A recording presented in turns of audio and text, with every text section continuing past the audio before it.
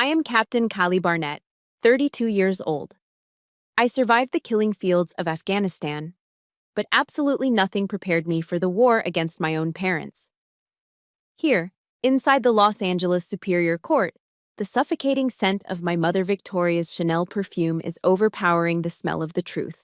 She is currently dabbing at crocodile tears with a silk handkerchief, pointing a manicured finger at my immaculate dress blues, and screaming to the jury, "She is a killing machine. She used a gun to threaten her frail grandfather and rob us of $1.6 billion." My father, Charles, stands beside her, adjusting his Italian silk tie, nodding along like a bobblehead. "The girl is insane, Your Honor. The military brainwashed her." The entire courtroom gasps, looking at me like I'm a monster, not a soldier who just lost her only family. They think I am just that abandoned little girl from years ago, that I will tremble and collapse. But they don't know that in my left breast pocket, right beneath my medals, I am holding a black box of truth that can burn their entire charade to the ground. Comment Semper Fi if you believe honor cannot be bought with dirty money. Hit subscribe right now to witness justice served in this tear-soaked courtroom. The heavy oak doors of the courtroom swung open. I stepped into the arena. My back was ramrod straight, a posture forged by years of screaming drill instructors and the weight of a rucksack. My polished dress shoes struck the hardwood floor. Clack, clack, clack. A rhythmic, authoritative sound that cut through the low murmur of the gallery. I wasn't just walking into a legal proceeding, I was entering a combat zone. Opposite me sat the Barnett Circus. My father, Charles, was draped in a navy blue Armani suit that probably cost more than a sergeant's annual salary. His hair was slicked back with enough gel to withstand a hurricane, and he was currently leaning over the railing, whispering something to a reporter from TMZ, flashing that practiced, charming grin that had faded from the silver screen a decade ago. And then there was Victoria. My mother. She was wearing a black dress, ostensibly for mourning, but the slit up the thigh was high enough to be a red carpet statement, not a funeral attire. She wore oversized sunglasses indoors, bathing in the artificial light as if it were paparazzi flashes. They turned and looked at me. There was no recognition in their eyes, no parental warmth. They didn't see a daughter. They saw a hostile combatant standing between them and a $1.6 billion payday. They looked at me the way vultures look at a carcass that hasn't quite stopped moving yet. They wanted to pick me clean. They wanted to devour the legacy my grandfather, Henry, had built with his bare hands. I took a sharp inhale through my nose, locking my emotions down behind a firewall of discipline. "Hold the line, Kaylee," I told myself. "Maintain bearing." Their lawyer, a man named Sterling, who wore a smile like a venomous snake, approached the bench to begin his opening statement. He didn't look like a man of the law. He looked like a hired gun for a soap opera. "Ladies and gentlemen of the jury," Sterling began, his voice dripping with theatrical concern. He paced in front of me, invading my personal space just enough to be annoying, a classic intimidation tactic. "Captain Kaylee Barnett here has just returned from the hellscape of war. We all know that our brave soldiers, well, they often bring back demons in their heads." He paused for effect, letting the word demons hang in the air like a foul smell. He glanced at me, a smirk playing on his lips, challenging me to react. "Mr. Henry Barnett was old, frail, and lonely," Sterling continued, spinning his web. "How could he possibly resist the manipulation of a highly trained officer skilled in interrogation? She isolated him. She cut the phone lines. She forced a senile old man to sign a new will under duress and fear. Every lie was a precision strike designed to bypass my armor. It wasn't fear I felt. It was a profound, acidic disgust. They were weaponizing my service, my sacrifice, and the very PTSD that so many of my brothers and sisters suffer from just to secure a bank transfer. It was stolen valor in reverse, using the uniform to paint me as a villain. Then, the main event began. Victoria took the witness stand. The courtroom went silent. She dramatically removed her sunglasses, revealing eyes that had been professionally made up to look red and puffy. It was a masterclass in stagecraft. She began to sob into her handkerchief, her shoulders shaking. Yet I noticed, with the sharp eyes of a sniper, that not a single actual tear fell from her eyes. "I tried," she choked out, her voice trembling perfectly. "I tried so hard to be a mother to her. But when she came back, she was different. Every time I tried to visit, she looked at me with killer eyes. She banned me from seeing my own father. She told me if I came near the estate, she would use her military skills to handle me." I sat at the defense table, my hands resting on my knees. Underneath the table, my fists were clenched so tight that my fingernails were digging into my palms, breaking the skin. I could feel the warm trickle of blood. She never visited. Not once. Not when I deployed. Not when I came back. Not when Grandpa Henry got sick. The only time she had called me in the last 5 years was to ask if she could borrow the vintage Hermes Birkin bag Grandpa had given me for my 18th birthday because she needed it for a photo shoot. "She's a ticking time bomb," Victoria wailed, burying her face in her hands. From my vantage point, I saw something the jury didn't. While her face was buried in that handkerchief, she tilted her head slightly. She was looking at her reflection in the small compact mirror she had hidden in her palm, checking to make sure her mascara hadn't run. She was checking her makeup in the middle of testifying against her own daughter. Charles stood up next, placing a comforting hand on his wife's shoulder, looking at the jury with the solemnity of a founding father. "We only want what's best for Kaylee," he lied, his voice smooth as aged whiskey. "Your Honor, $1.6 billion is a dangerous amount of resources for someone with mental instability. We are petitioning to manage the estate for her. We want to put her in a specialized facility where she can get the help she needs." A murmur of agreement rippled through the courtroom. The jury looked at them, the beautiful, grieving Hollywood couple, and then at me, the stone-faced soldier in the rigid uniform. They were buying the script. They believed the reality show narrative, Living with the Barnetts, season finale. The judge, a stern man named Marcus Nolan, looked over his spectacles at me. The silence in the room was heavy, expectant. Everyone was waiting for the crazy vet to snap. They wanted me to scream, to flip the table, to prove Sterling right. But I remembered General Mattis's words, the code I lived by. Be polite, be professional, but have a plan to kill everybody you meet. I didn't move. I didn't blink. I kept my face completely neutral, a mask of absolute discipline. My silence was louder than their screaming. It started to unsettle them. Charles loosened his tie slightly. Sterling shifted his weight. They expected a fight, chaos, drama. Instead, I gave them a wall. I wasn't agreeing with them. I was observing them. I was gathering intel. I was waiting for the perfect shot.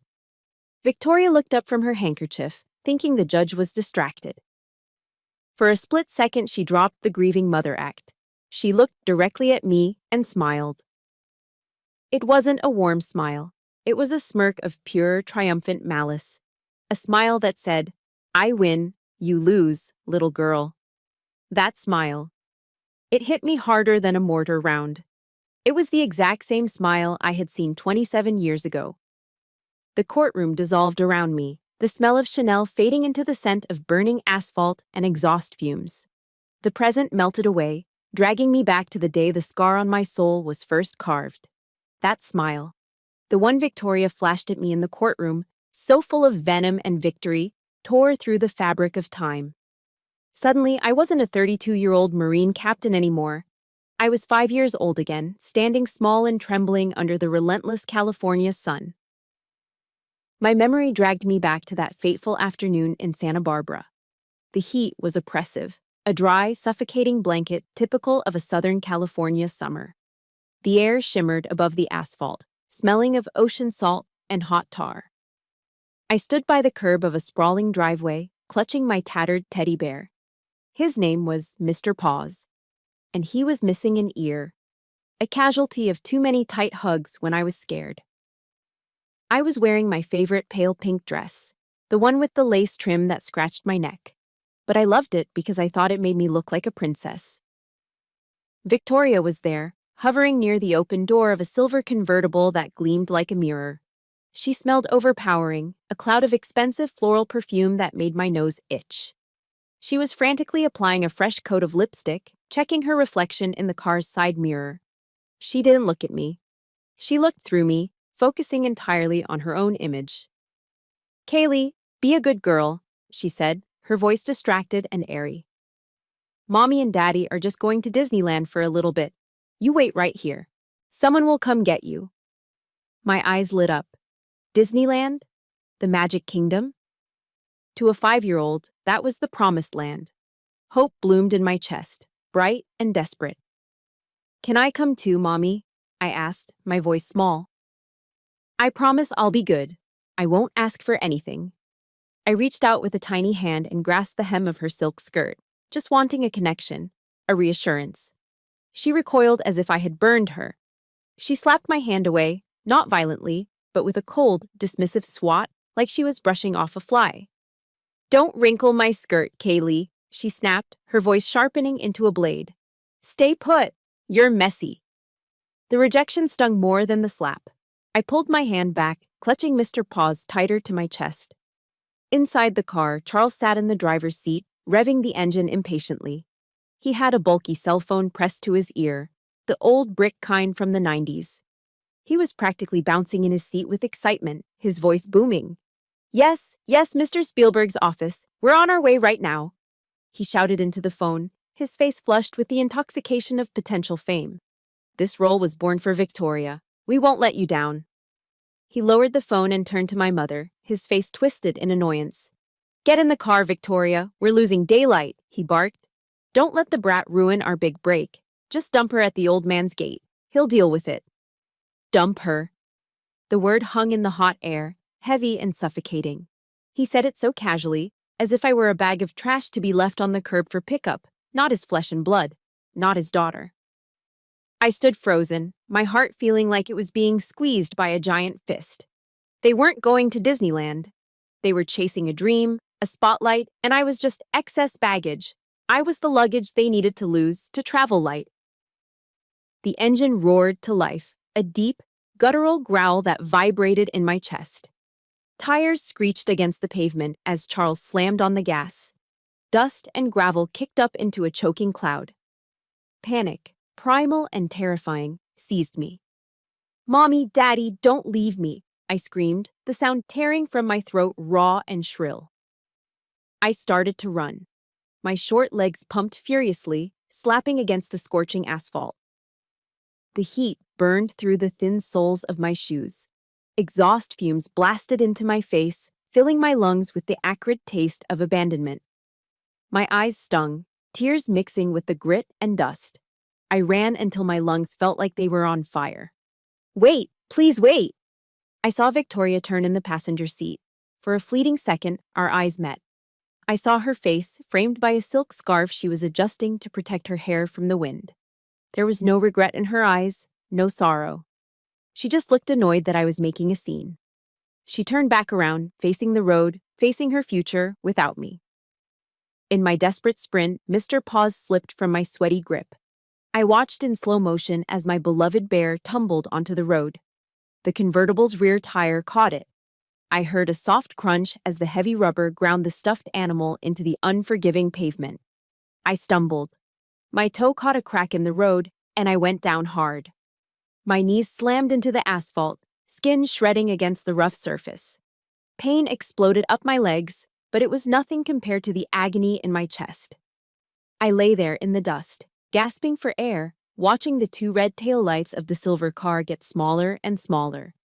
They blurred through my tears, shrinking until they disappeared around a bend in the road, taking my entire world with them. Silence descended, broken only by my own ragged sobbing. The sun beat down on my small, trembling body. I curled into a ball, hugging my knees, bleeding and broken, waiting for a car that would never come back. I lay there for what felt like hours, baking in the heat until a large shadow fell over me. It blocked out the blinding sun, offering a sudden, cool relief. I looked up through swollen, tear-filled eyes. Standing over me was a giant, or at least, he seemed like one to a 5-year-old. It was my grandfather, Henry. He stood tall, leaning on a polished oak cane. His face was a road map of wrinkles, etched deep by time and hardship. But his eyes? His eyes were burning with a fierce, cold fire. It wasn't anger at me. It was a protective fury directed at the road where the car had vanished. He didn't coo. He didn't bend down to scoop me up and whisper empty promises like, "It's okay, shh, don't cry." That wasn't Henry Barnett. Instead, he tapped my small shoulder firmly with the tip of his cane. Not hard, but demanding attention. "Stand up, Private," he commanded. His voice was deep and resonant, like a church bell. I blinked, confused, sniffing back snot and tears. "The enemy has retreated," he said, looking down at me sternly. "Crying won't bring deserters back. Tears are a waste of hydration." He extended a large, calloused hand. It looked rough, like old leather, but it was steady as a rock.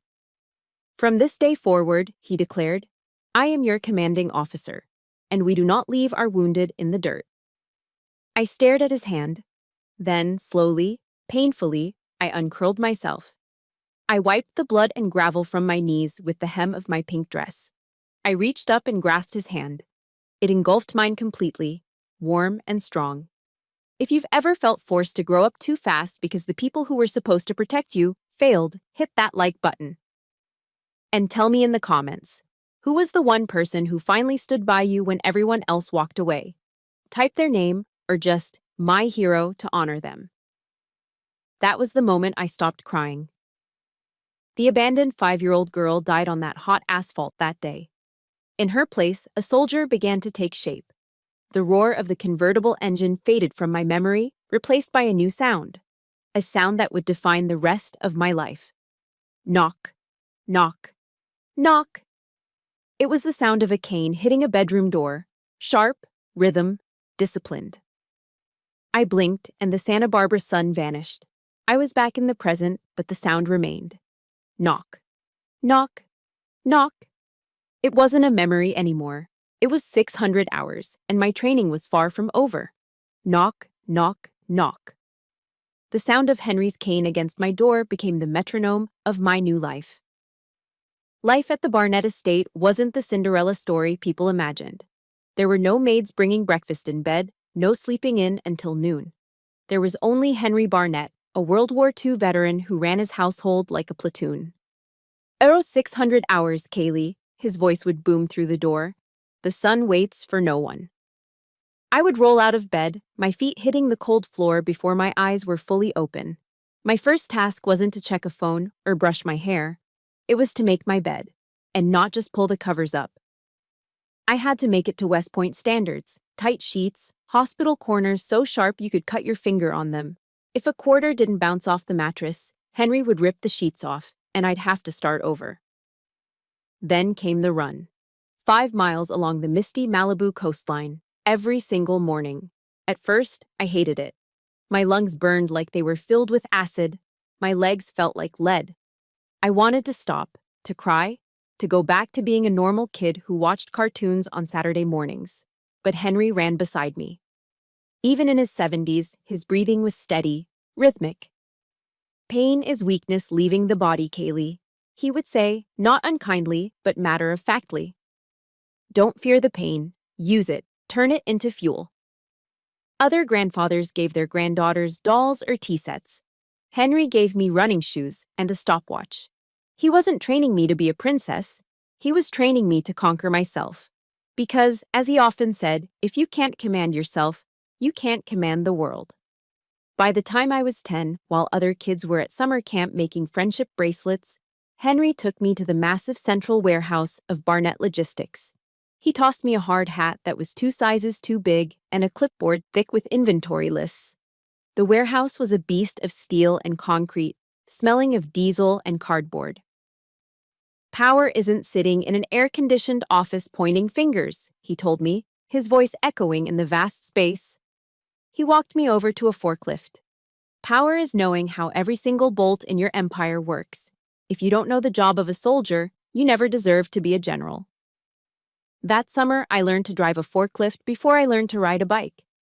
I spent my days checking crates, sweating alongside men with names like Big Mike and Sal. At lunch, we sat on stacks of pallets, eating bologna sandwiches on white bread that stuck to the roof of your mouth. They treated me with respect. Not because I was a Barnett, but because I worked. Henry taught me that dignity isn't found in clean clothes or a prestigious last name. It's found in grease-stained hands and an honest day's work. But the hardest lessons weren't physical. They were emotional. One evening, when I was around 12, Henry and I were eating dinner in the dining room. It was a quiet affair, just the clinking of silverware against china. The TV was on low in the corner, tuned to the news. Suddenly, the screen flashed to the red carpet of the Emmy Awards. My breath hitched. There they were, Charles and Victoria. They looked magnificent, glittering under the flashbulbs. Victoria was wearing a silver gown that hugged every curve, and Charles looked dashing in a tuxedo. But they weren't alone. In Victoria's arms was a fluffy white poodle. A reporter thrust a microphone into her face. "You look radiant, Victoria. Tell us, who do you love most in the world right now?" Victoria beamed, lifting the dog to her face. She kissed it right on its wet nose. "Oh, this is Coco. She's my everything. She's the most obedient, perfect little daughter I could ask for." Clang. My spoon dropped from my hand, hitting the soup bowl with a sharp, jarring noise. Little daughter. She used that word for a dog she had probably bought last week. She cooed at it with a warmth she had never shown me. They hadn't called me on my birthday in 5 years. They hadn't sent a card. But there they were, on national television, replacing me with a poodle named Coco. The silence in the dining room became suffocating. I stared at my soup, fighting the tears that threatened to spill. I wouldn't cry. Private Kaylee doesn't cry. Without a word, Henry picked up the remote and clicked the TV off. The screen went black, erasing their smiling, lying faces. He didn't offer empty platitudes. He didn't say, "They love you in their own way." He respected me too much to lie. Instead, he simply reached over with the serving spoon and put an extra helping of mashed potatoes on my plate. It was a small gesture, silent and sturdy. It was his way of saying, "I am here, I am real." They are ghosts, but the wound festered. By 16, I had grown quiet, sullen. I was angry at the world, angry at the unfairness of it all. I wanted to rebel, to scream. One night, sensing the storm brewing inside me, Henry called me into his study. The room smelled of old paper and pipe tobacco. He walked over to the wall, safe behind his desk, and spun the dial. He pulled out 2 things, a tattered, leather-bound journal and a paperback book titled Meditations by Marcus Aurelius. "I can't live forever to protect you, Kaylee," he said, his voice grave. He looked older that night, the lines on his face deeper. "Your parents live on lies. You must live on truth." He handed me the books. The journal felt heavy, like it held secrets. "This journal is for you to record the truth. Write down what happens. Documentation is your armor," he said. Then he tapped the cover of Meditations. "And this is to forge your mind into steel. This is Stoicism. It teaches us that we cannot control what happens to us, like who our parents are, but we can control how we respond." He placed a heavy hand on my shoulder. His grip was rough, calloused, but incredibly warm. "Remember this, Kaylee. Discipline is freedom. Only when you control yourself can no one else hurt you. Not Charles, not Victoria, no one." I looked at the books in my hands. I looked at the old man who had saved me from the side of the road. I realized then that he wasn't being hard on me because he didn't love me. He was hardening me because he knew the world was soft, and softness gets crushed. That night, I made a decision. I wouldn't just be Henry's granddaughter, I would be a warrior. I opened the journal. On the first page, I didn't write "Dear Diary." I wrote a plan. Goal: United States Marine Corps. I closed the book with a snap. It wasn't just a journal anymore, it was my first weapon. And I was going to need it, because the war with the Barnetts wasn't over. It was just beginning. Helmand Province, Afghanistan. The heat was different here. It wasn't just hot, it was aggressive. It was 113 degrees Fahrenheit, a suffocating, dusty heat that felt eerily similar to that day in Santa Barbara 20 years ago. But this time, I wasn't a helpless child. I was Captain Kaylee Barnett, commanding officer of a Marine infantry company, and this time, I wasn't alone. We were on a routine patrol when hell opened up. Boom! An IED exploded 50 yards to my left, the shockwave punching the air out of my lungs. Before I could even shout a command, the distinctive crack hiss of AK-47 fire erupted from the ridgeline. Ambush! Contact left! Contact left! The world dissolved into chaos. Dust, screams, and the deafening roar of machine gun fire. A mortar round landed close, too close. The blast threw me backward, slamming me hard against a jagged rock wall. My ears rang with a high-pitched whine. Warm blood trickled down from a cut above my eye, blinding me. For a split second, lying there in the dirt, dazed and disoriented, I thought about dying. I didn't think about Charles or Victoria. I didn't see my life flash before my eyes. I just felt a pang of regret that I might die without saying thank you to Henry. Then, a hand grabbed the drag handle of my flak jacket. "Get up, Captain. Don't you die on me." It was Staff Sergeant Rodriguez, a big, burly Mexican-American from Texas who cursed like a sailor but had a heart of solid gold. He hauled me up with one hand while firing his M4 with the other. Bullets kicked up dirt around his boots, but he didn't flinch. He positioned his own body between me and the enemy fire, using himself as a human shield. "Move, Captain! Move!" he roared. "I still owe you $20 from that poker game. You can't die until I pay up." He dragged me behind the cover of an MR-app vehicle. As I caught my breath, wiping blood and dust from my eyes, I looked at him. He was sweating, terrified, but he was there. He had risked his life, his actual life, to save mine. That was the first time I truly understood what it meant to be protected. Not by money, not by influence, but by blood and loyalty. That night, back at the forward operating base, we celebrated Thanksgiving. There was no roast turkey with stuffing, no crystal glasses of red wine like the lavish parties my parents threw in Malibu. Dinner was MREs, meals ready to eat. I had the spaghetti with meat sauce, which tasted like cold, metallic paste. We sat around a small fire made from shipping pallets, the flickering light dancing on tired, dirty faces. Rodriguez broke a stale chocolate bar into pieces and passed them around like it was communion bread. The men started talking about home. They pulled out crumpled photos of wives, girlfriends, babies they hadn't met yet. "Hey, Captain," a young private named Miller asked, his mouth full of crackers. "Your parents send you anything? My mom sent 3 boxes of jerky." The circle went quiet. They knew I came from money.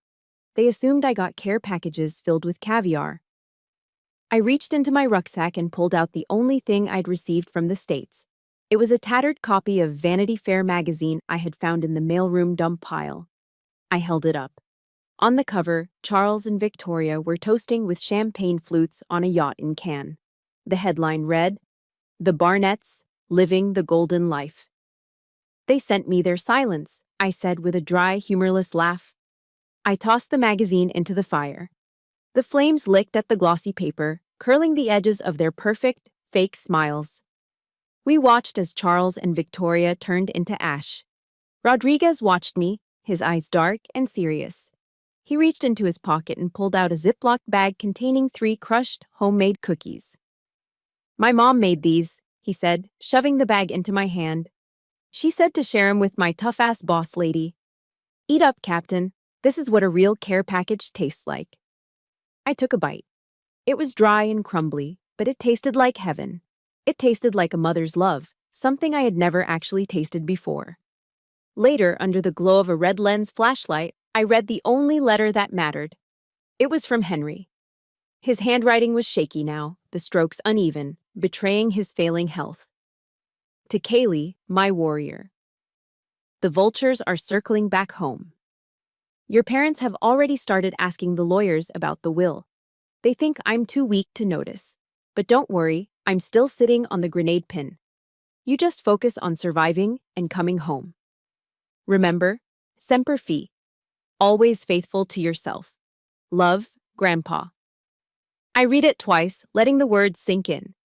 Tears pricked my eyes, blurring the ink. He was fighting a war on the home front, alone against their greed while I fought the Taliban. Captain?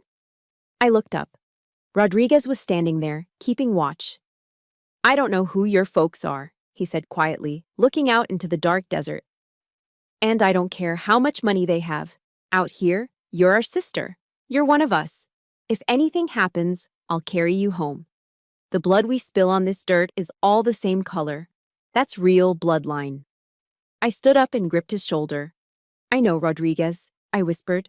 I know. For the first time in my life, I didn't feel like an orphan. I wasn't the abandoned girl on the side of the road anymore. I was a Marine. I was part of a tribe that would die for me. And I swore to myself, right then and there, that I would protect them with everything I had. But the peace of that night was fragile. Just as I was folding Henry's letter back into my pocket, the satellite phone in the command tent began to ring. It was a sharp, jarring sound that cut through the silence of the desert night. I stared at it. A cold knot formed in my stomach, heavier than any combat gear. I knew. Before I even picked it up, I knew. The war at home had just claimed its first casualty. The satellite phone call was brief. He's gone, Captain. Just like that, the only anchor I had in this world was cut loose. I caught the first transport out of Kandahar, flying 20 hours straight to Los Angeles. I didn't even change out of my desert camis until I hit the tarmac. I drove straight to the Barnett estate, my heart heavy with grief, expecting a somber house of mourning. What I walked into was a circus.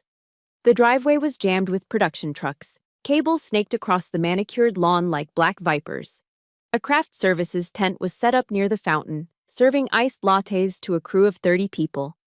This wasn't a wake. It was a season finale. I stormed into the grand foyer, still wearing my travel dust. The casket, my grandfather's casket, was set up in the center of the room. But it wasn't surrounded by flowers and silence. It was surrounded by LED lighting rigs and boom mics. Victoria was standing over the open casket, not praying, but yelling at a makeup artist. "Where is the blush?" she screamed, her voice shrill. "Look at him. He looks like a ghost. He needs more color on his cheeks. We are shooting in 4K, people. If he looks dead, I look bad." My blood turned to ice. She was treating Henry Barnett, a decorated war hero, and the man who built an empire, like a prop. I dropped my sea bag and marched forward. "Get your hands off him!" The room went silent. I shoved the makeup artist aside, placing my body between them and the casket. I glared at my mother. "What the hell are you doing? He just died, Victoria. Have some respect." She didn't even flinch. She looked me up and down with disdain, adjusting her black veil for maximum dramatic effect. "He's dead, Kaylee," she said coldly. "He doesn't care about blush, but I have a show to produce. Our ratings are in the toilet. We need a tearful funeral episode to get renewed for season 6. Now move." Before I could respond, Charles breezed into the room. He was holding a stack of papers, a script. "Kaylee, you're here. Perfect timing," he said, not offering a hug or a condolence. He looked me over critically. "Go get changed. Wardrobe has a black off-the-shoulder dress for you. We need you to collapse by the casket in scene 4. The director wants raw emotion." He tried to shove the script into my hand. I looked at the pages. Scene 4, Prodigal Daughter Returns. Callie weeps uncontrollably. I ripped the script in half. Then I ripped it again. I threw the confetti-like pieces in his face. "I am not an actor in your twisted reality show," I said, my voice low and dangerous. "I will wear my dress blues. I will stand guard for my grandfather. And if I see a single camera lens point at this casket, I will smash it." Charles's face turned a deep, ugly shade of purple. The veins in his neck bulged. "You ungrateful little brat," he hissed, leaning in close so the crew wouldn't hear. "You want to ruin our comeback? We need this money. You selfish bastard." Bastard. He said it right in front of his dead father. He called me a bastard in the presence of the man who raised me. The funeral service itself was a blur of tension. I stood at attention by the casket in my dress blues, a silent sentinel, while Charles and Victoria performed their grief for the cameras I'd forced to the back of the room. After the burial, we gathered in Henry's private study for the reading of the will. Mr. Samuel Briggs, Henry's attorney and oldest friend, sat behind the desk. Charles and Victoria were relaxed now. They sat on the leather sofa, sipping expensive red wine, swirling the glasses like they were celebrating a lottery win. They looked smug. They thought this was a formality. Mr. Briggs opened the sealed envelope. He adjusted his glasses and looked at my parents with utter contempt. I, Henry Barnett, Briggs read, his voice steady, being of sound mind and body, hereby declare, Charles and Victoria. You received your inheritance 27 years ago, on the day you left your daughter at my gate. Charles stopped swirling his wine. Victoria froze. Briggs continued reading Henry's words. You chose fame over family. You chose vanity over duty. Therefore, I leave 0% of my assets to you. I leave the entirety of my estate, my stocks, and Barnett Logistics, valued at $1.6 billion, to the only person who earned it, Captain Kaylee Barnett. The silence in the room was absolute. It was a vacuum. Then, smash. Victoria's wineglass slipped from her fingers and shattered on the hardwood floor, splashing red liquid like blood across the Persian rug. What? She shrieked. It wasn't a human sound. It was the cry of a banshee. She lunged at me. You bitch! You thief! Her fingernails sharpened like talons aimed for my face. What did you do to him? You forced him to sign this, didn't you? You used your military threats on a senile old man. I didn't flinch. I didn't need to. Charles grabbed her arm, holding her back, but his eyes were terrifying. They were filled with a cold, calculating hatred I had never seen before. You think you can steal $1.6 billion from us? Charles snarled, his voice trembling with rage. I will sue you into oblivion. I will destroy you. He stepped closer, invading my personal space. I will go to every news station, he threatened, spitting the words at me.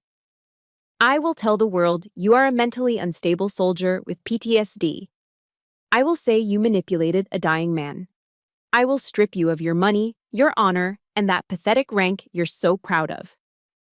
I stood my ground. I adjusted the medals on my chest, medals I had bled for. I looked him dead in the eye. Go ahead and try, I said calmly. I've been trained to handle terrorists, and you two just made the list. Charles sneered.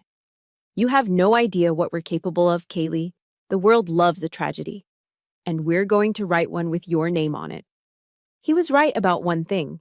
He was going to write a tragedy. But he underestimated who held the pen.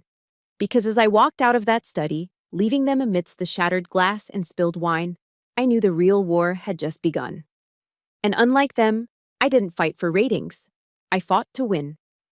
I woke up the next morning not to sunlight, but to the glow of the 60-inch TV screen in the living room. The world I knew had collapsed overnight. On the screen, the bright red logo of TMZ flashed aggressively. The Chiron scrolling across the bottom screamed in all caps, exclusive, unhinged, Marine captain manipulates dying billionaire for inheritance. My stomach dropped. They were playing a video loop from the funeral, but it was edited, heavily edited. They cut out the part where Victoria was screaming about makeup. They cut out Charles handing me a script. All they showed was me shoving the makeup artist and glaring at my mother with intense, burning rage. They added dramatic, ominous sound effects, a low bass thrum, to make me look menacing. Look at those eyes, the TMZ host said, shaking his head. That's pure aggression. Sources say Captain Kaylee Barnett has a history of violent outbursts. Is this a case of PTSD gone wrong? I switched the channel. Good morning, America. There they were, Charles and Victoria sitting on a plush beige sofa, holding hands. Victoria was dabbing her eyes with a tissue, looking small and fragile. We're terrified of her, Charles said, his voice trembling just enough to be convincing. She sleeps with a knife under her pillow. She's obsessed with control. We tried to save my father, but she isolated him. We just wanted to get him help, but she threatened us. We love her, Victoria added, sniffing. We just want her to get the mental health treatment she desperately needs, but she's dangerous. Lies, all lies. But they were beautiful, polished lies delivered by professional actors. And the public was eating it up. My phone started vibrating on the coffee table. It wasn't messages of support. Buzz. An email from the Veterans Charity Foundation where I served as an ambassador.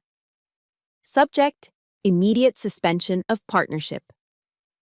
Dear Ms. Barnett, in light of the serious allegations surfacing in the media, we must immediately suspend your role to protect our organization's reputation. Buzz.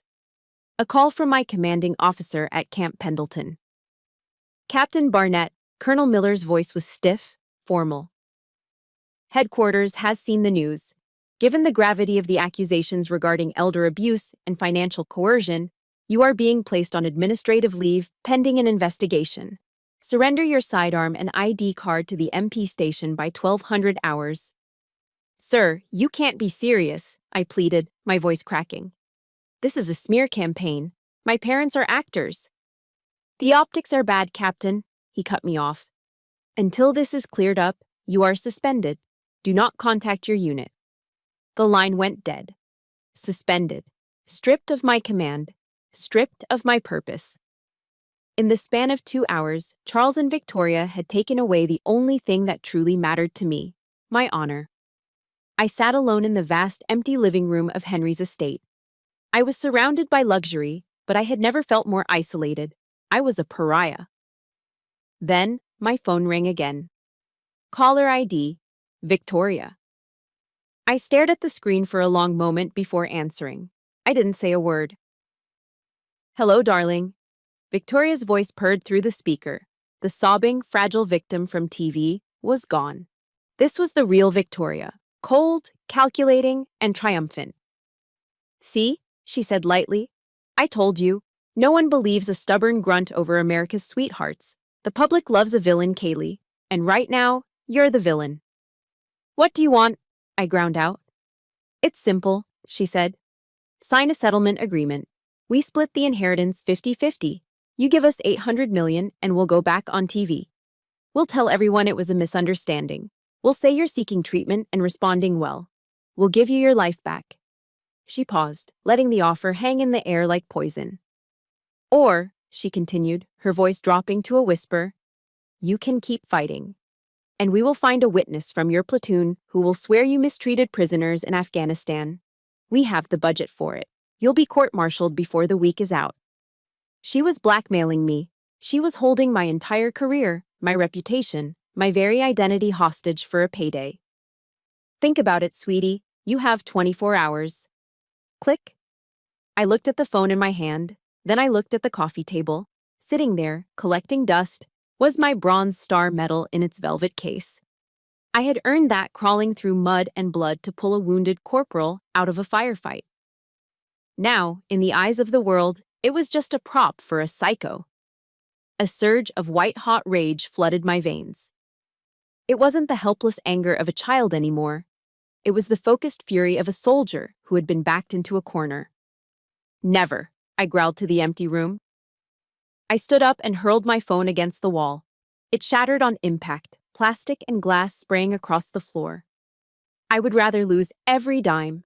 I would rather be court-martialed than give those terrorists a single cent of Henry's legacy. I paced the room, my mind racing. They had the media. They had the narrative. They had the acting skills. What did I have? I looked up at the oil painting of Henry hanging above the fireplace. It was painted when he was younger, standing next to his first delivery truck.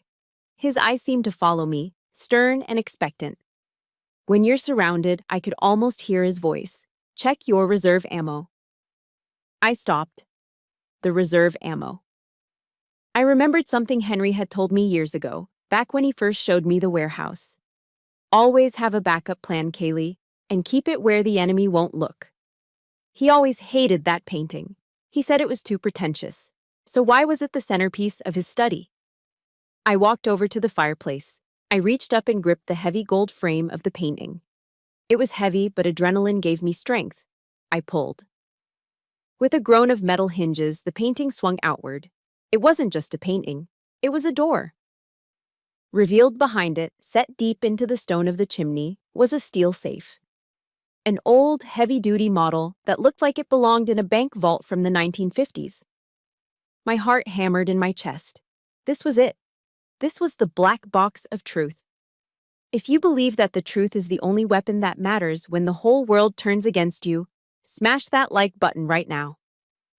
And comment truth below if you're ready to see Kali fight back. I reached for the dial. My fingers trembled slightly, not from fear, but from anticipation. Click, click, click. My fingers rested on the cool steel dial of the wall safe, hidden deep behind the heavy frame of Picasso's The Old Guitarist. The painting, a haunting image of a bent, lonely old man, had always been Henry's favorite. Now I knew why. It wasn't just art, it was a mirror. It was him, guarding his secrets in solitude. I took a deep breath, trying to steady my shaking hands. The combination. Henry was a man of patterns, but he was also paranoid about security. It wouldn't be his birthday. It wouldn't be the day he founded Barnett Logistics. Those were public record. He would choose something sacred, something only a Marine would know by heart. I spun the dial clockwise. 10. Counterclockwise. 11. Clockwise again. 75. November 10th, 1775. The birthday of the United States Marine Corps. Click. The sound was sharp and satisfying, like the racking of a bolt on a rifle. The heavy steel doors swung open on silent hinges. Inside, there were no stacks of gold bars, no velvet bags of diamonds. Instead, the safe was packed tight with manila folders, a stack of USB drives labeled by year. And resting right on top, the old leather-bound journal he had given me when I was 16. I reached in and pulled out the first folder. It was labeled Correspondence, Charles and Victoria. I opened it and my heart broke. It was filled with letters, dozens of them. Letters written in Henry's neat, cursive handwriting, addressed to my parents. Most of them had never been mailed. Some had been returned to sender, unopened. I picked up one dated when I was 7 years old. Dear Charles, Kaylee fell off her bike today. She needed 3 stitches on her knee. She cried for an hour, asking for her mother. I held her, but I'm just an old man. She needs you. Please, I beg you, come visit her. Just for an afternoon. I will pay for your first-class tickets. I will pay for your hotel. Just show up. Stapled to the back of the letter was a printout of an email response from Victoria's assistant. From Assistant to Ms. Barnett. To Henry Barnett. Subject: Visit Mr. Barnett. Victoria is currently shooting a fragrance campaign in Paris and cannot be disturbed with domestic issues. Please do not send further requests. Her schedule is full until next spring. I felt a hot tear roll down my cheek and splash onto the paper, blurring the word Paris. He had begged. He had practically knelt before them, offering money just to buy me an hour of their time. And they had rejected me via an assistant. I put the folder down, my hands trembling with a mix of sorrow and rage. I picked up the journal. This was the black box. I opened it to a random page from 5 years ago. October 14th. Victoria called today. She didn't ask how I was feeling after my surgery. She didn't ask about Kaylee's deployment. She asked for $500,000. She said she needed a refresh on her nose because the tabloids said she looked tired. I told her no. She screamed at me for 20 minutes, calling me a useless miser. She said she hoped I died soon so she could finally live properly. I turned the page. December 24th, Christmas Eve. Charles showed up drunk. He smashed the vase in the hallway because I refused to invest in his new film project. He got in my face, smelling of whiskey and cheap perfume. He poked me in the chest and said, "You senile old bat, we're going to put you in a home. We'll declare you incompetent and take control. Just, you wait." I recorded the conversation on the security system. File saved, xmaz, threat.mp4. I looked at the stack of USB drives in the safe. xmaz, the threat.mp4. It was there, every insult, every threat, every demand for money. He hadn't just endured it, he had documented it. He had been building a case against his own son and daughter-in-law for decades. He knew this day would come. He knew they would try to destroy me to get to his money. I flipped to the very last entry. The date was just 3 days before he died. The handwriting was shaky, the pen strokes faint, as if he was struggling to hold the pen. Kaylee, if you are reading this, it means the wolves have finally shown their teeth. They will try to say I was crazy. They will try to say you manipulated me. Do not be afraid. I did not leave you a burden, my dear. I left you a sword. Everything is here, the recordings, the emails, the medical records proving my sanity. Use this truth to cut the chains they have wrapped around us. I am proud of you. You are the daughter I never had. Go give them hell. Semper Fi, your tin soldier. I closed the journal. The leather cover felt warm under my fingertips. The fear that had been gripping my chest for the last 24 hours evaporated. The confusion vanished. The hurt faded into the background. In their place, a cold, hard resolve settled over me. It was the same feeling I had before a mission. The calm before the trigger pull. I wasn't a victim of a smear campaign anymore. I wasn't the unhinged girl they painted on TV. I was Captain Callie Barnett, and I was now fully armed. I wiped the tears from my face. I stood up straight. I looked at the painting of the old man one last time. Roger that, Grandpa, I whispered. Message received. I packed the journals, the files, and the drives into my tactical bag. I zipped it shut with a definitive zip. Tomorrow, back in that courtroom, it wouldn't be my trial. It would be an execution, and I was the one holding the rifle. My eyes narrowed, focusing on the invisible target. I had the plan. I had the ammo, and I was ready to kill the enemy's narrative once and for all. Semper Fi. The courtroom buzzed with a low, anxious energy as proceedings resumed. My heart was pounding, not from fear, but from the adrenaline of the impending strike. I sat at the defense table, my hand resting on the heavy tactical bag. Sterling, the opposing lawyer, was already standing, strutting like a peacock. Your Honor, he drawled, gesturing toward me with feigned pity. It is clear that Captain Barnett is not in a state of mind to manage her own affairs. We are requesting an immediate psychiatric evaluation and temporary conservatorship to be granted to her parents, Charles and Victoria Barnett. Charles nodded solemnly from the plaintiff's table. Victoria dabbed her eyes with a fresh handkerchief. They thought they had won. They thought this was the closing scene. I stood up. My chair scraped loudly against the floor, silencing the room. Objection, I said, my voice clear and steady. I am firing my counsel. I wish to represent myself. Proceed. A gasp rippled through the gallery. Sterling froze mid-gesture. Even Judge Nolan looked surprised, peering over his spectacles. Captain Barnett, the judge warned, that is highly irregular and risky. Are you sure? I have never been more sure of anything in my life, sir. I walked to the center of the room. I didn't carry legal briefs or case law. I carried the tattered, leather-bound journal and a single USB drive. I placed the journal on the witness stand with a heavy thud. They claim I manipulated my grandfather, I said, turning to face the jury, then my parents. They claim I used undue influence to force a dying man to sign a will. But the truth is, Henry Barnett was manipulated his entire life, by the greed of his own flesh and blood. Victoria's face went pale. Charles stopped nodding. I would like to submit Exhibit A, I announced, holding up the USB drive. Surveillance footage from inside the Barnett estate, dated 1 month ago. The large monitors mounted on the courtroom walls flickered to life. The grain was sharp, the audio crystal clear. It showed the living room of the estate. Henry was sitting in his wheelchair, looking frail and small. Charles was standing over him, slamming his fist onto the coffee table. Sign the damn check, old man. Charles's voice on the video boomed through the courtroom speakers. I need $2 million by Friday or the studio pulls the plug. If you don't sign, I swear to God, when you die, we won't even bury you. We'll let the county dispose of you like trash. The courtroom erupted in gasps. The jurors' eyes went wide, but the video wasn't over.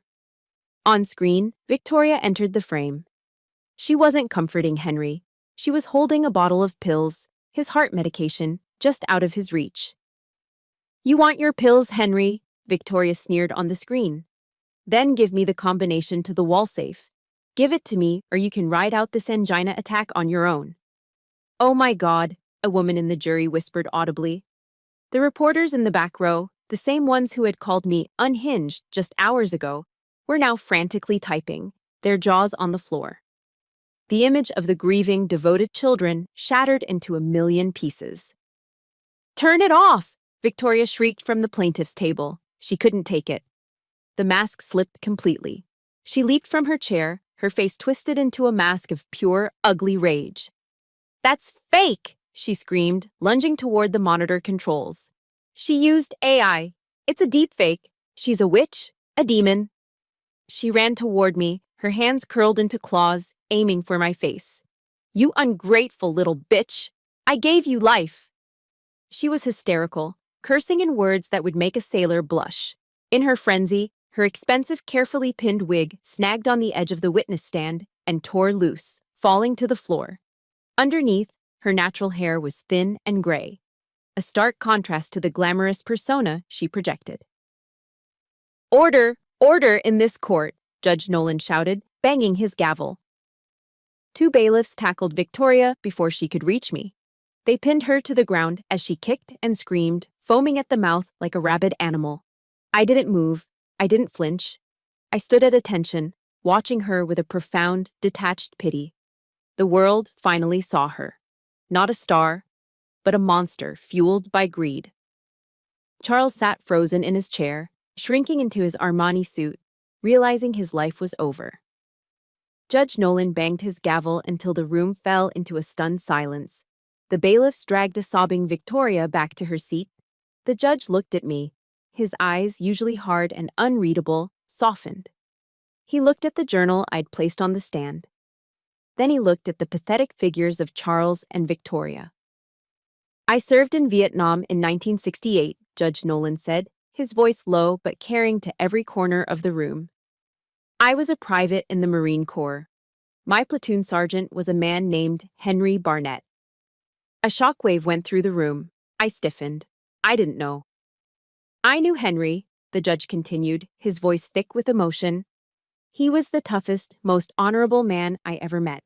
He pulled me out of a rice paddy when I took a bullet to the leg. The idea that anyone, especially you, Captain, could manipulate him is not just legally absurd, it is personally offensive. He picked up the journal and held it aloft like a holy book. This evidence speaks for itself. It paints a clear picture of abuse, neglect, and extortion, but not by the defendant. He looked down at Charles and Victoria with a glare that could peel paint.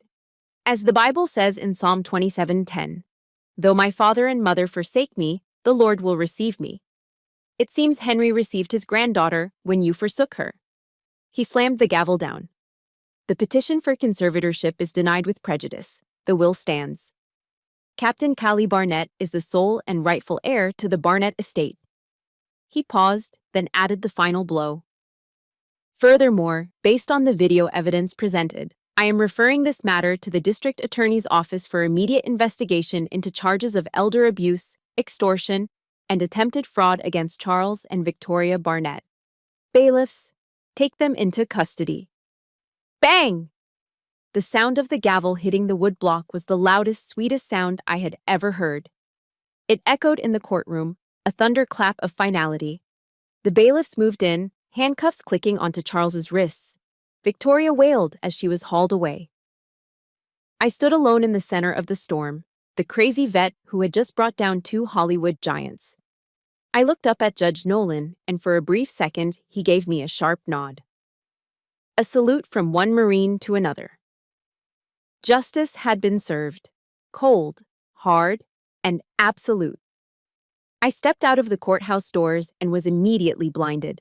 The sun was setting, casting long shadows across Los Angeles, but the flashbulbs of 100 cameras turned the dusk into a strobe-lit frenzy. The same reporters who had crucified me yesterday were now shouting my name with reverence. Captain Barnett, how does it feel to be vindicated? Are you going to countersue your parents? Captain, just one smile for the camera. I stopped at the top of the stairs. I adjusted my cover, my Marine Corps cap, making sure it sat perfectly level. I looked out at the sea of microphones, but I didn't see them. I looked through them. I leaned into the nearest mic and spoke 5 words. Mission accomplished, truth secured, dismissed. I didn't smile. I didn't pump my fist in victory. I walked down the steps with the same measured pace I'd walked in with, ignoring the chaotic shouting. I climbed into the back of the waiting black town car, the heavy door thumping shut and sealing out the noise. Silence enveloped me. Most people think victory tastes like champagne. It doesn't. It tastes like sweat, adrenaline crash, and salt. My phone buzzed in my lap. I looked down. Charles. For a moment, I considered not answering, but I knew this was the final act. I swiped right. Hello, I said. My voice was flat, devoid of emotion. Kaylee. Charles's voice was unrecognizable. Gone was the polished baritone of the actor. Gone was the arrogant sneer of the plaintiff. All that was left was the whimpering of a broken man. Kaylee. Honey. I'm so sorry. I waited. Your mother and I, we weren't thinking straight, he stammered, his breath hitching. We were desperate. We owe some very bad people a lot of money. Loan sharks, Kaylee. If we don't pay by Friday, they'll hurt us. The reality show is canceled. We have nothing. He paused, and I could hear him weeping. Could you just help us out? Just a few million? We're your parents. We're family. My grip on the phone tightened. He wasn't apologizing because he realized he had hurt me. He wasn't sorry for calling me a bastard or trying to destroy my career. He was sorry because he lost. He was sorry because he was broke and scared. Even now, in his darkest hour, I was just an ATM to him. A tiny flickering flame of hope, the childish hope that maybe, just maybe, he would say, I love you. Finally sputtered and died. My heart turned to ice, not from cruelty, but from preservation. Listen to me, Mr. Charles, I said. I didn't call him Dad. I would never call him that again. I will not give you a single dime of Henry's money, not 1 cent. Kaylee, please, he begged. However, I continued, cutting him off, because I am a Marine, and we do not leave even the enemy to die in the street without mercy, I have arranged one thing. I will pay for 6 months of inpatient treatment for both you and Victoria at the Cliffside Rehab Center. It's paid in full. You can get clean. You can get therapy. But the loan sharks, that is your war, not mine, I said coldly. And hear this clearly. After this call, you are never to contact me again. If you come near the estate, if you come near me, or if you ever speak Henry Barnett's name in public again, I won't call a lawyer. I will handle it using the rules of engagement I learned in Helmand. Do you copy? There was a long silence on the other end. Then, a defeated whisper. I copy. I ended the call. Then I blocked the number. A physical sensation washed over me. A lightness, as if I had been carrying a 100-pound rucksack for 32 years and had finally dropped it. The invisible chain that bound me to their toxicity snapped. I leaned back into the leather seat. I was alone. Truly, completely alone. Where to, Captain? The driver asked, glancing in the rearview mirror. I looked out the window at the passing palm trees. I was a billionaire. I could go to Spago. I could buy a jet. I could go anywhere. Pull over there, I said, pointing to a red and yellow sign up ahead. In and Out Burger. 10 minutes later, I was sitting in the back of a luxury limousine, parked overlooking the Pacific Ocean. On my lap was a cardboard tray holding a double-double, animal style, and a side of fries. The smell of grilled onions and melted cheese filled the car. It was the smell of California, of normal life, of things that were simple and real. I took a bite. It was greasy and delicious. Suddenly, a sob ripped through my chest. It came out of nowhere, violent and shaking. I put the burger down and covered my face with my hands. I cried. I cried for the 5-year-old girl left on the curb. I cried for the teenager who ate dinner in silence. I cried for Henry. And yes, I cried for the parents I never had. Tears dripped down my cheeks and landed on the wrapper of the cheap burger. I realized then that I was an orphan. They were alive, but I was an orphan. But as the tears subsided, a strange peace settled in. It was better this way. It was better to be an orphan in the truth than to have a family in a lie. I wiped my face with a paper napkin. I picked up the burger and took another bite. The sun was dipping below the horizon, painting the sky in shades of purple and gold.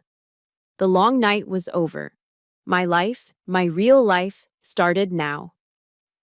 6 months later. The iron gates of the Barnett estate swung open, but this time they didn't creak ominously.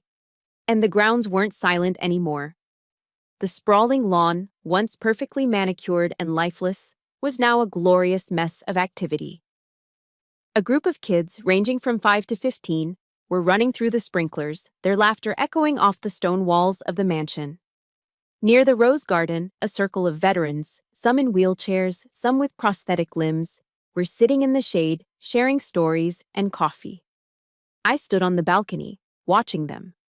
I didn't use the $1.6 billion to buy a yacht. I didn't buy a private island. I didn't even buy a new car. I turned the estate into Camp Henry. It was a sanctuary. Half of it was a permanent home for foster kids who had aged out of the system or been rejected by their families. The other half was a reintegration center for homeless veterans struggling with PTSD. It was my way of ensuring that no child would ever have to run after a car in desperate tears again, and no soldier would ever have to feel like they were fighting their battles alone. "Hey, watch out for the hydrangeas," I called down with a smile, watching a little boy named Leo chase a golden retriever puppy through the bushes. Leo had arrived last week, clutching a torn backpack and looking at the world with the same terrified eyes I used to have. Now he was laughing. A dusty, beat-up Ford F-150 truck rumbled up the driveway, its engine coughing. It parked near the fountain. The driver's door opened and a large man stepped out. He walked with a slight limp, favoring his left leg, a souvenir from an IED in Helmand. He shielded his eyes from the sun and looked up at the balcony. "Hola, Captain," he shouted, his voice booming. "I heard a rumor you were looking for a head of security. Pays well, good dental plan?" My heart leaped. I ran down the stairs, skipping the last two, and sprinted across the grass. "Rodriguez!" I crashed into him, hugging him tight. He laughed, a deep warm sound, and hugged me back, smelling of diesel and road dust. "Welcome home, brother," I whispered. "Good to be here, sister," he said, pulling back to look at the kids playing. "You did good, Kaylee. The old man would be proud." "He would," I said, tears pricking my eyes. But they were happy tears. "Come on. Let me show you your quarters. You've got the guest house by the pool." That evening, as the sun began to dip below the horizon, painting the Malibu sky in strokes of fiery orange and soft lavender, I walked down to the private beach. I wasn't wearing my dress blues. The heavy wool uniform, with its stiff collar and weight of responsibility, was hanging in the closet. Instead, I wore a simple white sundress that caught the ocean breeze. I was barefoot, the cool sand shifting between my toes. I sat on a piece of driftwood, listening to the rhythmic crash of the waves. In my lap was Henry's old leather journal. I opened it to the very last page. Below his final message to me, I took a pen and wrote my own entry. "Mission accomplished, Commander. The perimeter is secure, the troops are safe, and for the first time in 32 years, I have found peace." I closed the book and held it to my chest. I closed my eyes and listened. I didn't hear Charles's shouting. I didn't hear Victoria's fake weeping. I didn't hear the roar of the silver convertible leaving me behind. Those ghosts were gone, exorcised by the light of the truth. They were just faded characters in the movie of my life, extras who had been written out of the script. I looked out at the vast, endless ocean. The sun was gone now, but the lighthouse on the distant point had started its rotation. Flash, darkness, flash, darkness. A steady, unyielding beam cutting through the night. I realized then that family isn't about DNA. It isn't about sharing a last name or a bloodline. Family are the people who see your scars and choose to kiss them instead of making them deeper. Family are the people who stand beside you in the trench when the mortar rounds are falling. Family are the people who drive beat-up trucks across the country just to make sure you aren't alone. I am Callie Barnett. I was abandoned. I was betrayed. I was slandered. But I am still standing. I am a lighthouse now. And as long as I have breath in my lungs, I will keep my light burning for every lost ship trying to find its way home. I took a deep breath of the salty air, filling my lungs with freedom. Semper Fi, always faithful. Not to them, but to myself. If there is one thing I want you to take away from my journey, it is this. Your bloodline does not define your destiny. We are often raised to believe that we owe our family everything, even our dignity. But that is a dangerous lie. Real loyalty is earned through love, respect, and sacrifice, not demanded through guilt or DNA. You have the power to break the cycle of abuse. You have the absolute right to walk away from toxicity, no matter who it comes from. Remember, the strongest family isn't the one you inherit. It's the one you build with the people who truly show up for you when the storm hits. Now, I want to hear from you. Have you ever had to make the heartbreaking choice to cut ties with a toxic family member to save your own peace? Or maybe you have found a Rodriguez or a Henry in your own life, someone who became your true family, not by blood, but by choice. Share your story in the comments below. Your experience might be the lighthouse that guides someone else home. And if you believe in justice and standing up for the truth, please hit that like button and subscribe to the channel. Let's build a community that fights for what's right. Semper Fi.